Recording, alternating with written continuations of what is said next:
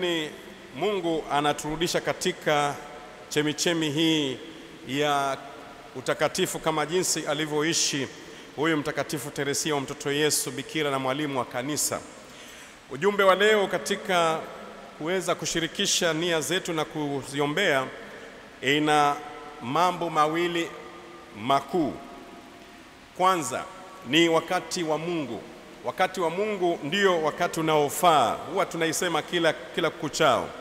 Wakati unaofaa ni wakati wa Mungu, na pia mtazamo au matarajio yetu, au niseme kwa lugha ya Kiingereza, focus yetu iko wapi focus hiyo? Basi katika neema hiyo Nabii Nehemia alikuwa mwenye masikitiko ambayo ilionekana kwa nje. La ajabu ni kwamba aliweza kuionyesha hata mfalme akaiona. Mfalme alipomuona akiwa na masikitiko makubwa, aliweza kumuuliza, ni nini, kulikoni? Lakini nabii huyu anatufundisha jambo moja, focus yetu. Yeye kwake aliweza kurudi kuomba kwanza, kabla hajamuomba yule mfalme. Alirudi kwa Mungu, akamuomba Mungu, asema, Mungu, nipe kibali cha kuongea na huyu baba.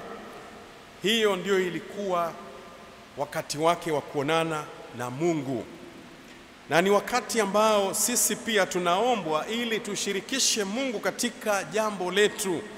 Wakati tunaenda kwa interview, pengine tunaenda kwa interview kwa sababu ya hofu, tuko watu 200, wanataka watu 5, hapo ndipo tunakimbilia Mungu.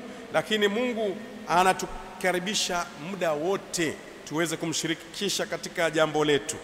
Alishirikisha Mungu awali ya yote Nehemia, na anaposhirikisha Mungu awali ya yote ni kama sisi wakati wa chakula, tumepata chakula, basi tunaombwa tumshirikishe Mungu. Mara nyingi tunasahau, baadaye ndo tunasema, je, tuliomba kweli? Basi tushirikisheni Mungu katika mema hayo anayotujalia. Na Nehemia aliweza kusema neema ya mkono wa Mungu ulikuwa juu yake. Aliona Mungu katika neema yake akimwekea mkono. Kabla hajaongea na mfalme, aliweza kutafuta neema hiyo ya Mungu. Je, wewe na mimi tunatafuta neema hiyo ya Mungu kabla hatujatenda jambo ambalo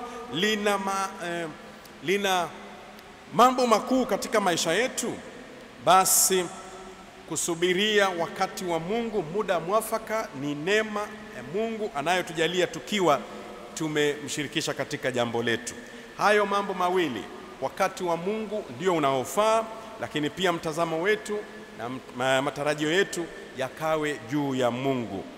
Yerusalemu, katika swala la Injili, Yerusalemu Kristo anaionyesha kama ndio wakati wake wa kuweza kutimiza yale ya kimungu. Macho yake aliyakazia Yerusalemu. Hakuna vingine ambavyo viliweza kumzuilia kuangalia Yerusalemu ili akatimize mpango wa Mungu kwetu. Na hivyo basi alipowaita wale ndugu zake ili waandamane naye, baadhi walisema kwamba wana shughuli mbalimbali. Hiyo haikumtoa kwenye dira yake.